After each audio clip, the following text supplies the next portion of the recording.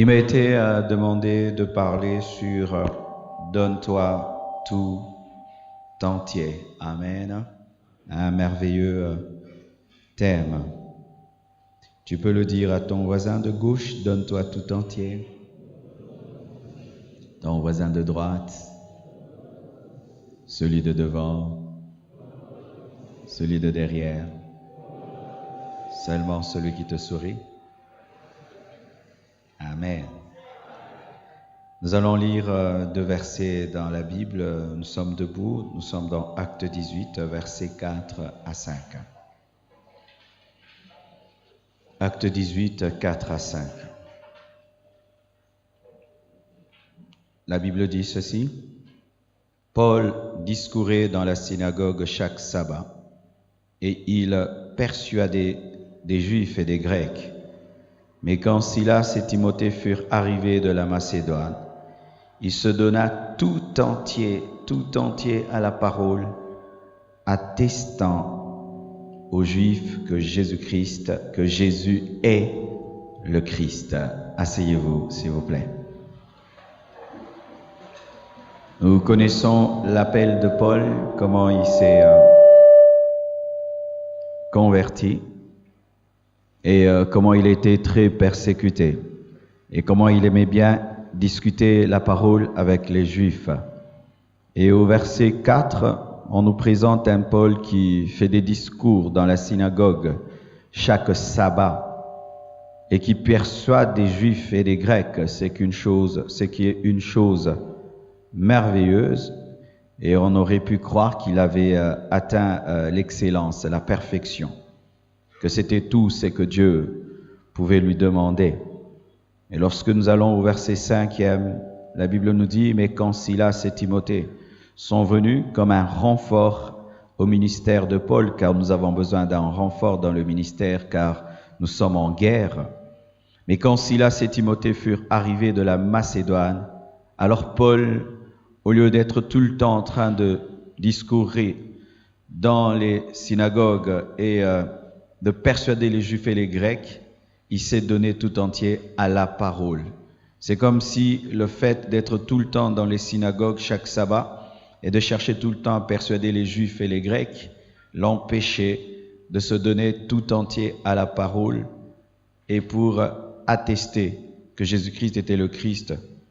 Je crois qu'il aurait bien voulu le faire tous les jours, mais comme il n'y avait pas Timothée et Silas, il ne le faisait que le sabbat. Mais lorsque ce renfort est venu, il pouvait le faire mieux encore. Et des fois, bien aimés, lorsque nous servons Christ, chaque sabbat, nous pensons que nous faisons bien, jusqu'à ce qu'il y ait le renfort de Silas et de Timothée, pour que nous puissions le faire tous les jours. Alléluia. Tu peux te donner, c'est bien, mais il faut te donner tout entier. Avant la présence de Silas et de Timothée, Paul se donnait à la parole de Christ. Mais lorsqu'ils sont venus, il s'est donné tout entier.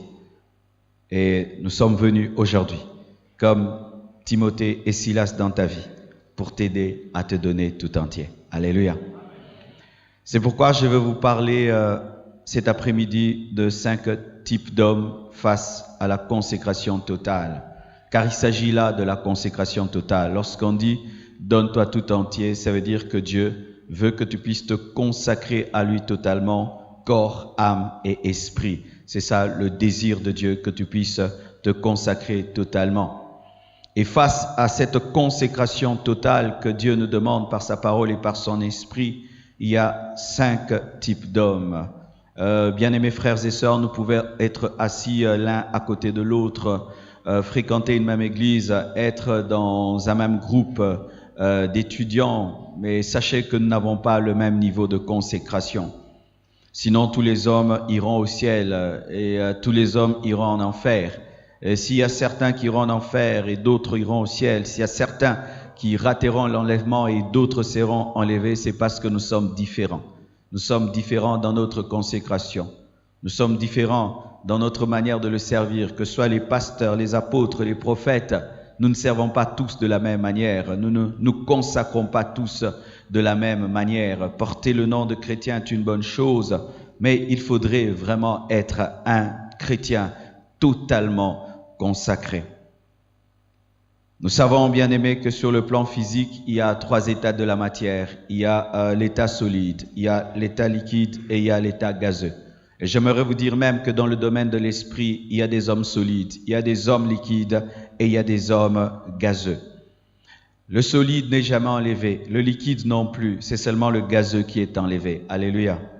Et voici mes frères et sœurs, qui sont les hommes solides? Lorsque je parle de la solidité, je ne parle pas d'abord de la pierre, j'aimerais parler d'un glaçon. C'est quelque chose de très froid, de très dur. Et c'est ça, les hommes solides. Ce sont des hommes qui refusent de se consacrer à Dieu, qui refusent de se donner à Jésus, qui refusent de croire en lui, qui refusent de l'accepter dans leur vie comme Seigneur et Sauveur. Ce sont des hommes froids, ce sont des hommes solides qui disent non. Certains même prétendent que Dieu n'existe pas, qu'ils ne croient pas en Jésus-Christ, que c'est les sauveurs de blancs. Il leur faut un sauveur des noirs. Ce sont des hommes solides, des hommes qui, à cause de leur niveau intellectuel, donnent des preuves de l'inexistence de Dieu, à cause de la multitude de leurs diplômes, au lieu de comprendre par leur découverte que Dieu existe, ils en profitent pour prouver que Dieu n'existe pas. Des hommes solides, des hommes glaçons, des hommes animaux. Bien-aimés frères, sœurs, lorsque tu n'as pas donné ta vie à Jésus-Christ, tu es un homme animal, semblable à un coq, semblable à une poule, et d'ailleurs pire. Parce que le coq et la poule, lorsque ils meurent, ils ne vont pas en enfer, car lorsqu'un animal meurt, il disparaît. Mais lorsqu'un homme créé à l'image de Dieu meurt, il ne disparaît pas. Il va dans le feu éternel. Et tout homme qui refuse de donner sa vie à Jésus-Christ est un homme animal. Et les animaux ne seront pas enlevés. Les animaux n'entreront pas au ciel. Et un homme animal n'entrera pas au ciel. Bien-aimés, faites très attention avec ces faux raisonnements que certains au milieu de vous ont, disant que comme je suis créature de Dieu, donc je finirai au paradis. Ce n'est pas ça la Bible. Il faudrait qu'après ta création, tu puisses connaître la nouvelle naissance qui fait de toi un enfant de Dieu, qui te transforme en homme animal, en homme spirituel.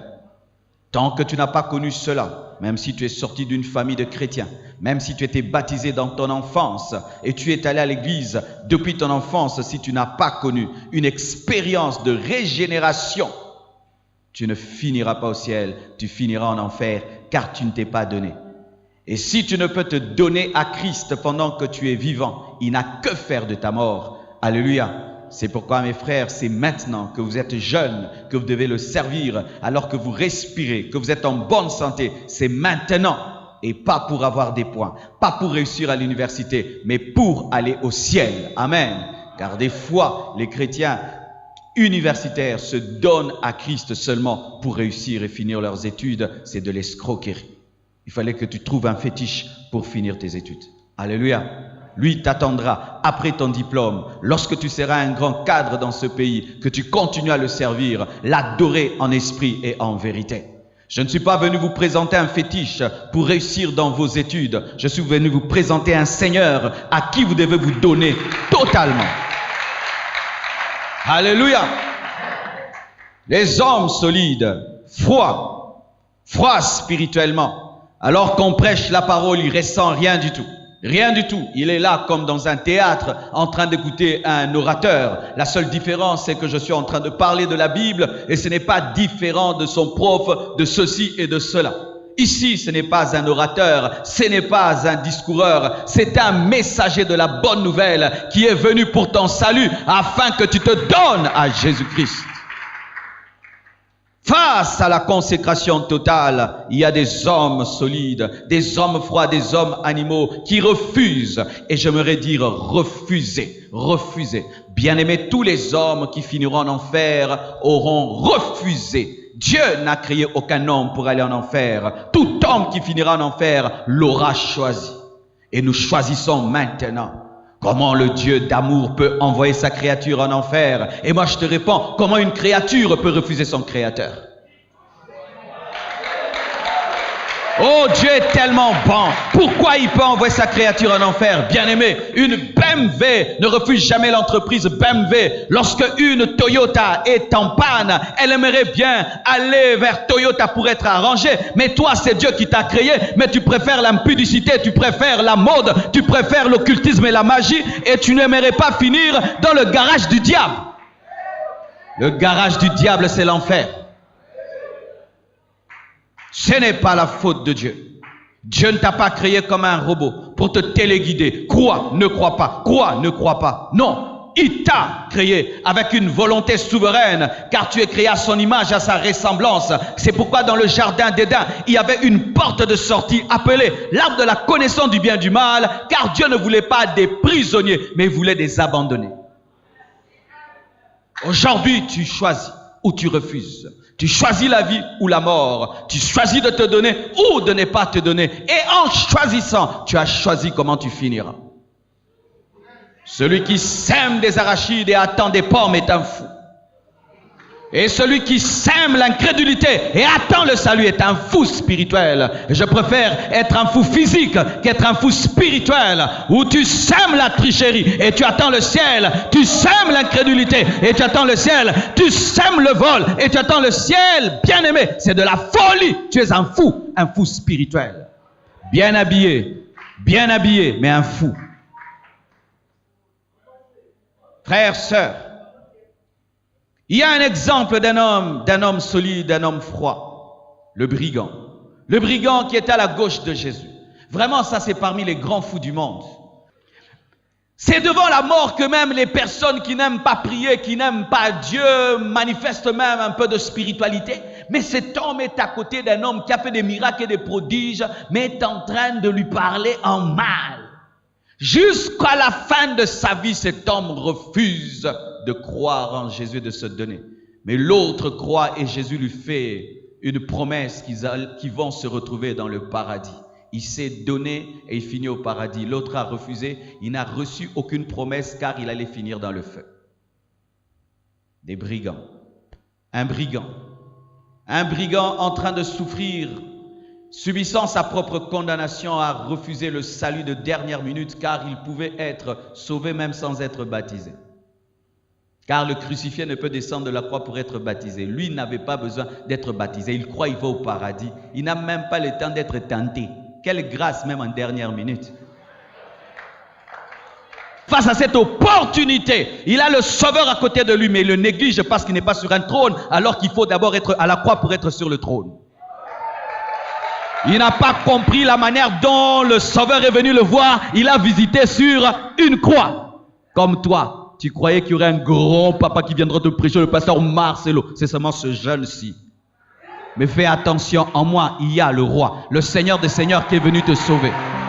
Et il se peut que jamais dans ta vie on te parlera comme je t'ai parlé. Comme lui, il a raté l'opportunité d'être sauvé. Car ce n'est pas venu comme il voulait. Tu voulais une croisade d'évangélisation avec 1 million de personnes. Mais dans la simplicité de cette université, le Seigneur est venu te parler aujourd'hui. Saisis l'opportunité et ta vie sera changée. Je dis ta vie sera changée. Je te dis ta vie sera changée. Ta vie sera changée. Ta vie sera changée. Les hommes solides. Mais il y a aussi un autre état de la matière, l'état liquide. Ce n'est ni solide ni gazeux. Un état intermédiaire. Dites intermédiaire. Ce sont ceux qui sont un peu chauffés, parce que lorsqu'on chauffe un glaçon avant de devenir du gaz et s'évaporer, il passe, le solide passe par une étape liquide, un peu chauffé. Il n'est pas aussi froid que les glaçons, mais il n'est pas aussi chaud que la vapeur. Les chrétiens tièdes, ils croient en Jésus-Christ jusqu'à un certain niveau. Ils s'abandonnent, mais pas totalement. Ils abandonnent l'impudicité, mais pas la tricherie. N'est-ce pas que tu as abandonné l'impudicité, mais pas la tricherie? Tu as abandonné l'impudicité, mais pas la tricherie. Tu as abandonné l'impudicité, mais pas la tricherie. Tu as abandonné l'impudicité, mais pas la corruption. N'est-ce pas? Vrai ou faux? Vrai ou faux? Parce que si tu ne triches pas, comment tu vas réussir? Tu vois, dans le domaine des études, tu es toujours un païen, mais dans le domaine de la sexualité, tu es chrétien.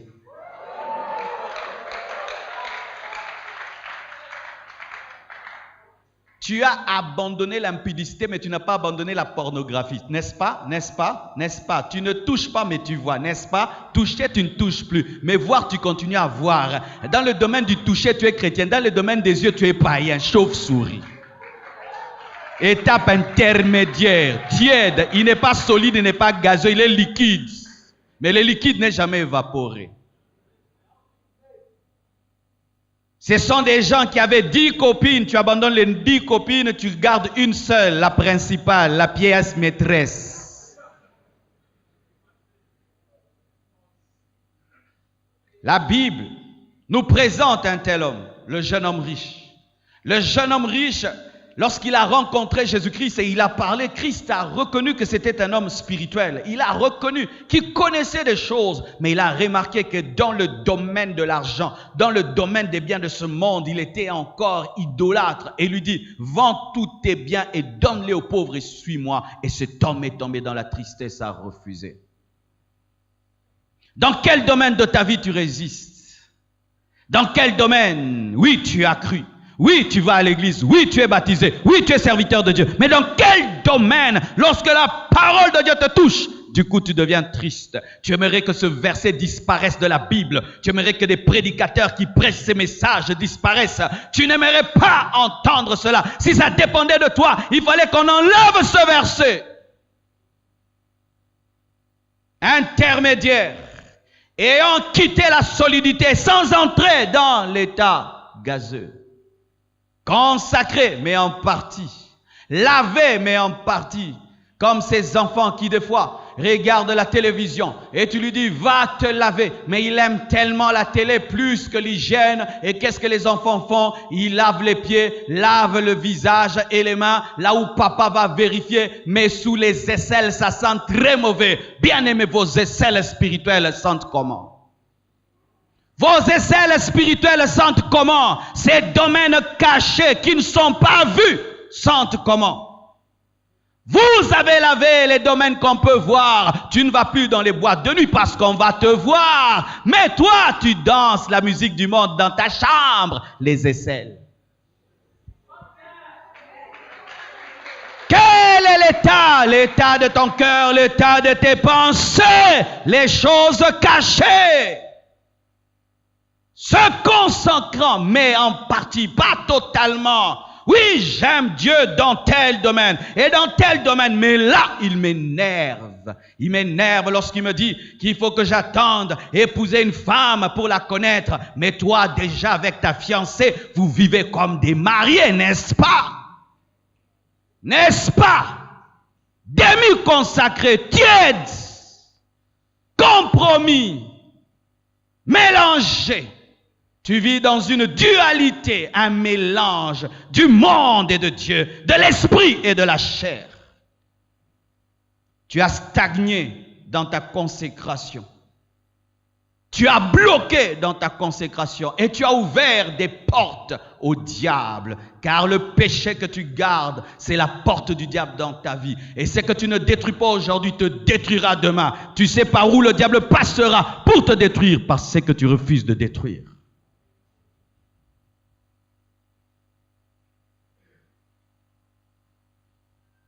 Ananias et Saphira sont tombés dans ce piège.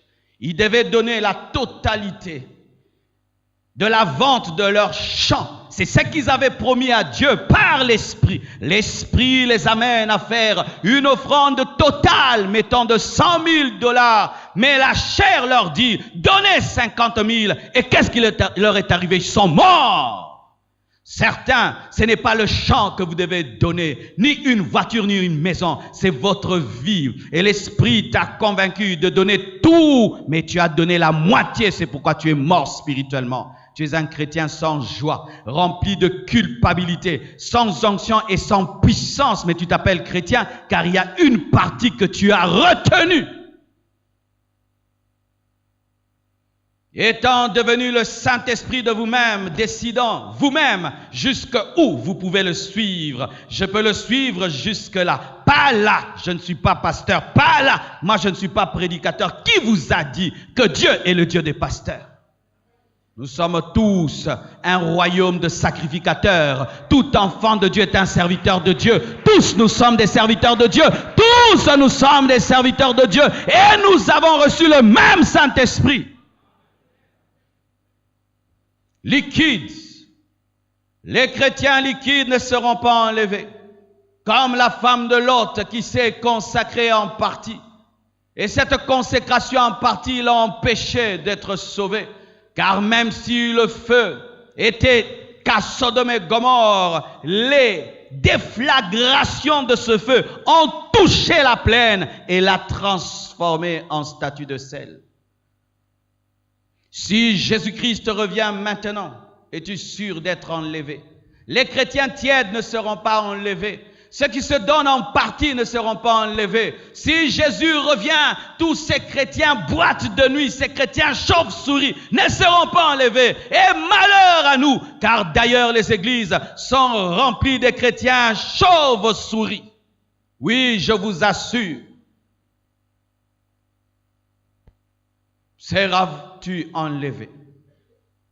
Si Christ revenait dans ton sommeil, est-ce que tu seras enlevé? Si Christ revenait dans ton sommeil, est-ce que tu seras enlevé? La vie que tu mènes peut faire que Christ puisse t'enlever. Car si déjà ta propre conscience te reproche, penses-tu que le Saint-Esprit, qui est plus grand que ta conscience, t'acclame? Arrêtez de vous tromper vous-même au nom d'une grâce mal comprise. Dieu est un Dieu de grâce, mais on ne se joue pas de lui parce qu'il est amour. D'ailleurs, sa grâce est dangereuse. Au temps de la loi, il a envoyé des serpents, mais au temps de la grâce, il enverra le feu.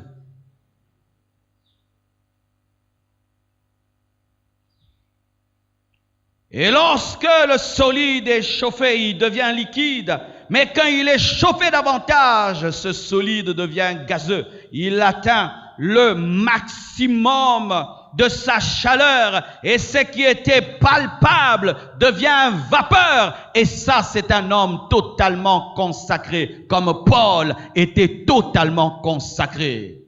Bien-aimé, c'est le niveau auquel Dieu t'appelle, où tu lui offres ton corps, ton âme et ton esprit. Tu lui offres tes yeux, tes paroles, ton temps, tes pensées, toute ta vie comme une offrande, tu l'offres. Comme cette offrande que tu as déposée dans le panier, elle n'est plus à toi. Elle est partie dans le diaconat. Elle va servir à acheter un micro, à acheter ceci. Et tu n'as plus de pouvoir sur cet argent. Il en est de même. Lorsque tu te consacres totalement, tu ne t'appartiens plus. C'est alors que Paul dit, ce n'est plus moi qui vis, c'est Christ qui vit en moi. Ma vie ne m'appartient plus. Dieu nous appelle à cela, mes frères. Ton corps n'est pas à toi, ce corps n'est pas à moi, il appartient à Jésus. Mon temps n'est pas à moi, il appartient à Jésus. Mon argent n'est pas à moi, il appartient à Jésus. Tout ce que je suis appartient à Jésus. Et s'il dit plus ceci, je dois le faire, je suis son esclave. Seuls les chrétiens totalement consacrés seront enlevés. Comme seul le gaz s'élève vers les hauteurs. Frères et sœurs, l'épouse de Christ, c'est seulement l'église qui lui est totalement consacrée. Une église qui n'est pas totalement consacrée à Christ n'est pas l'église, c'est une prostituée. Une prostituée. Une église qui est dans le monde, une église qui demeure dans le péché, dans la rébellion, c'est une prostituée. Et Christ n'enlève pas l'église prostituée, il enlève l'église épouse. De la même manière, tu attendras à ce que ta femme te soit totalement soumise et totalement dévouée. C'est ce que Christ attend de toi. Comment, étant un homme, tu aimerais que ta femme n'aime que toi, mais toi, tu es la femme de Jésus, tu peux aimer le monde et aimer Jésus. Quel est cet homme ici qui sera heureux d'avoir une épouse qui aime le voisin? Quel est cet homme ici qui sera heureux d'avoir une femme qui, dans le secret, prend l'argent du voisin? Quel homme ici sera heureux si sa femme, dans le secret, sort avec le voisin? Lorsque tu te convertis, tu deviens l'épouse de Jésus. Et il te veut totalement à lui. Totalement à lui. Et c'est possible même en étant étudiant, oui. C'est à l'université que j'ai appris à prêcher. C'est à l'université que j'ai appris à gérer des gens. C'est à l'université que j'ai pu démontrer aux gens que tu peux être un chrétien, tu ne triches pas, tu n'es pas dans l'impudicité, tu n'es pas dans la corruption. À l'université. Je n'étais pas pasteur. Seuls les consacrés, seuls les vrais consacrés, les totalement consacrés seront enlevés. Car j'aimerais vous dire que cet événement est en train de venir. Regardez autour de vous, tous les signes sont là. Jésus revient bientôt. Jésus revient bientôt. Les signes des temps de la fin sont au-devant de nous. L'homme moderne n'a même pas besoin de lire la Bible pour savoir que Jésus revient bientôt. Voyez comment le monde actuel est pourri. On marie des hommes avec des chiens, des hommes avec des bœufs. Dernièrement, un homme avec un arbre. Des pasteurs bénissent des mariages homosexuels. Est-ce que vous pouvez vous imaginer dans une église de Jésus? Il y a même une star de la musique qui a fait une église et les gens viennent l'adorer. Nous sommes au temps de la fin. Le péché atteint son paroxysme. Le péché est entré même dans l'église. Des soi-disant serviteurs de Dieu prêchent sous l'emprise des puissants de ténèbres. Tout est là, mes frères. La marque de la bête est prête. Et vous êtes mieux placés pour le savoir, vous qui êtes à l'université. La technologie actuelle, tout cela permet à ce que l'Antichrist puisse nous contrôler. Pendant que je prêche ici, par le satellite, ils savent où je suis.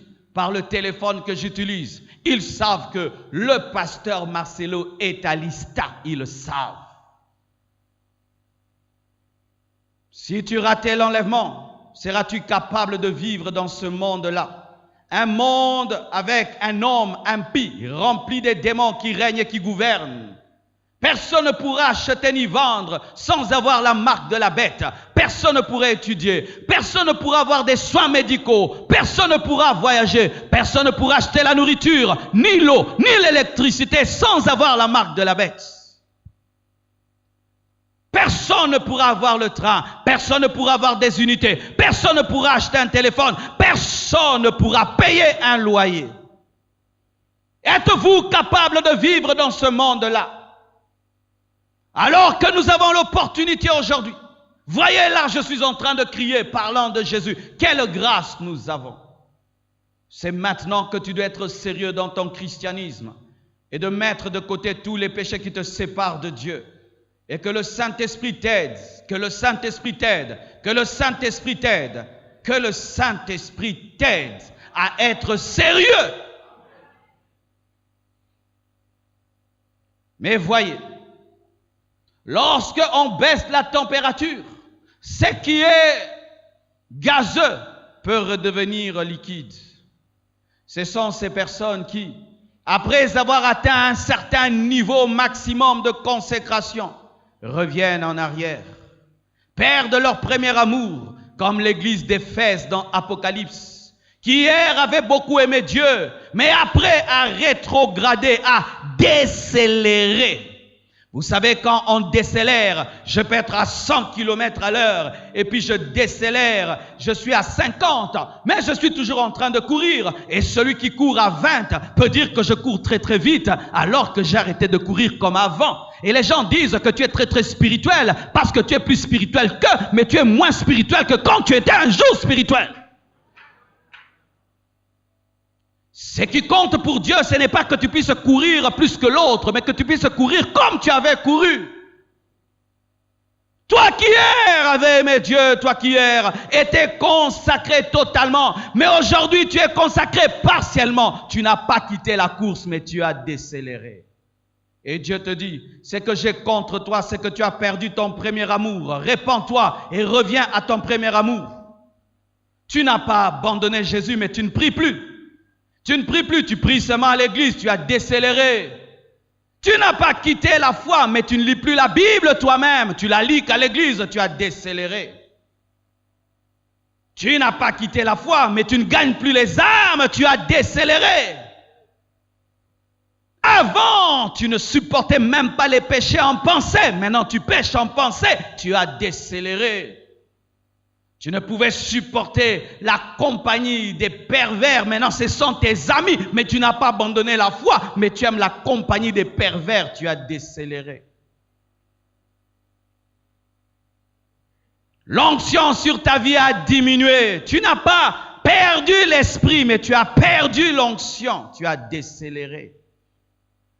Tu servais Dieu avec amour. Maintenant, tu le sers par contrainte, par obligation, par responsabilité. Avant, c'était l'amour qui te poussait. Maintenant, c'est la responsabilité. Le pasteur, les frères vont dire, on va me chercher. J'ai des obligations. Tu as décéléré. Tu as perdu ton premier amour. Comme l'église d'Éphèse. Des personnes qui hier étaient gazeux, mais sont redevenues liquides. Les personnes qui hier étaient totalement consacrées et maintenant sont des demi-consacrés.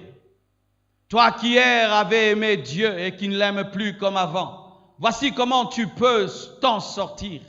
Celui qui a aimé hier peut aimer aujourd'hui encore, car tu n'es pas mort, c'est toujours toi. Si hier tu pouvais aimer Dieu à 100%, tu peux l'aimer encore. Dieu peut te restaurer. Dieu peut te rendre le premier amour. Dieu peut te rendre la première onction. Dieu peut te rendre la première vie. Dieu peut te rendre la plénitude. Dieu peut te rendre le feu. Dieu peut te rendre cela. Mais tu dois le vouloir et tu dois revenir. Mais d'autres, ce qui est pire, ce sont déjà des gens qui avaient atteint le niveau gazeux, consacrés totalement et redeviennent liquides, mais pire encore, deviennent solides. Des gens qui deviennent des païens. Hier, tu étais un prédicateur, aujourd'hui tu es un païen. C'est toi le grand bagarreur de cette université. Mais hier, c'était toi qui prêchais, c'était toi qui priais.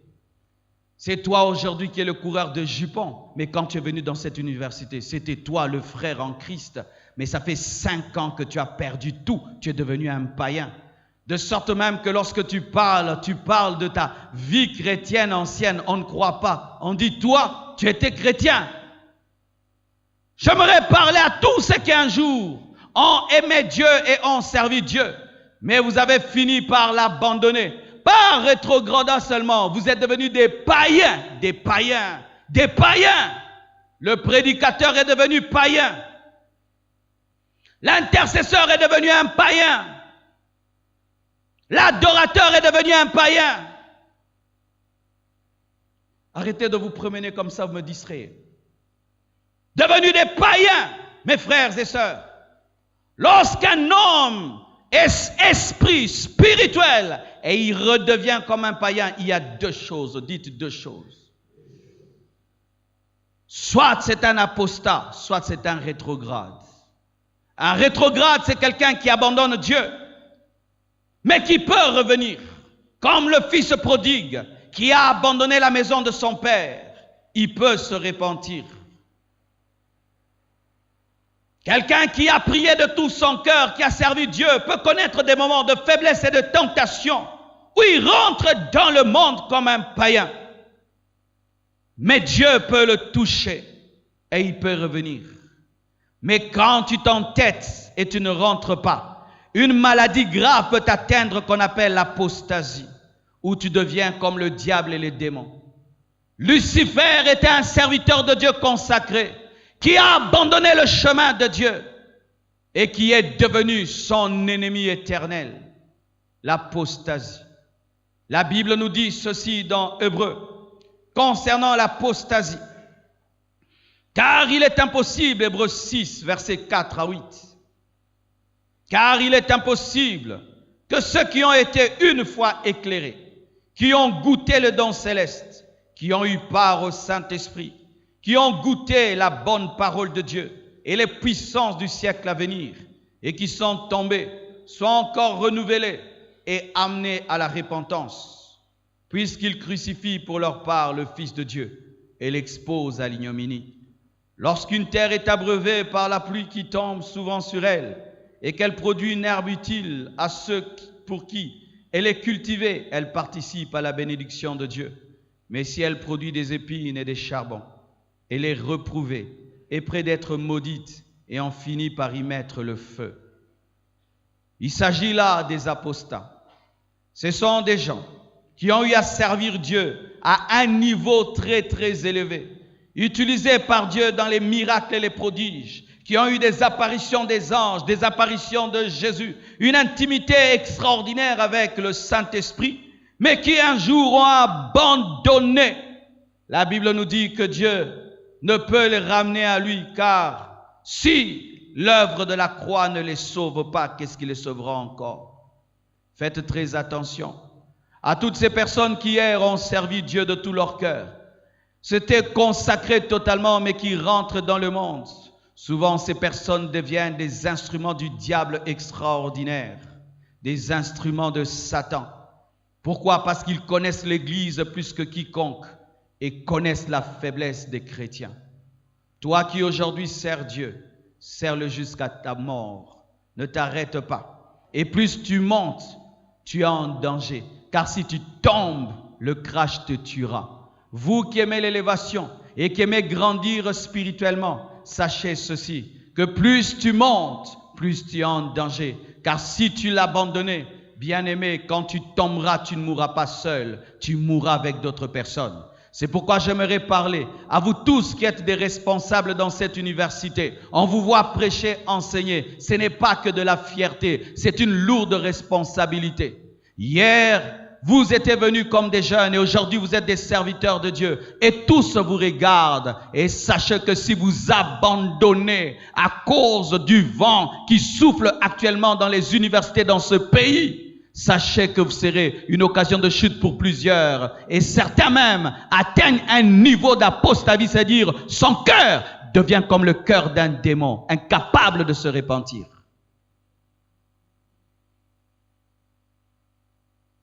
Alors que tu es vivant, répands-toi, mon frère.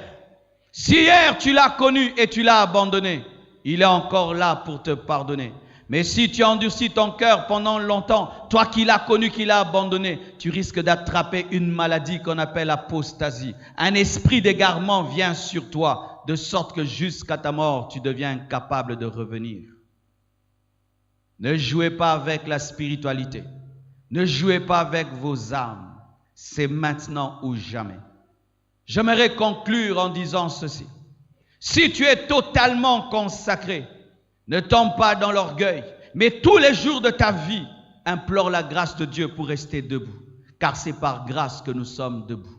Tous les jours de ta vie, implore la grâce de Dieu pour rester debout.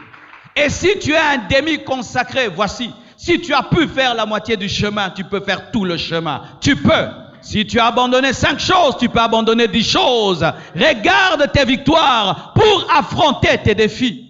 Si tu as pu arrêter avec la tricherie, tu peux arrêter avec l'impudicité, car c'est la même personne. Et toi qui refuses de te donner, qu'est-ce que tu gagnes dans le péché? Qu'est-ce que tu gagnes dans le monde? Lorsque je n'étais pas donné à Jésus, je n'avais pas de joie, je n'avais pas de paix. Et je sais qu'aucun païen n'a une vraie joie, aucun païen n'a une vraie paix. Il n'y a rien dans le monde, rien que des illusions, des apparences de force et de joie. Il n'y a rien de consistant.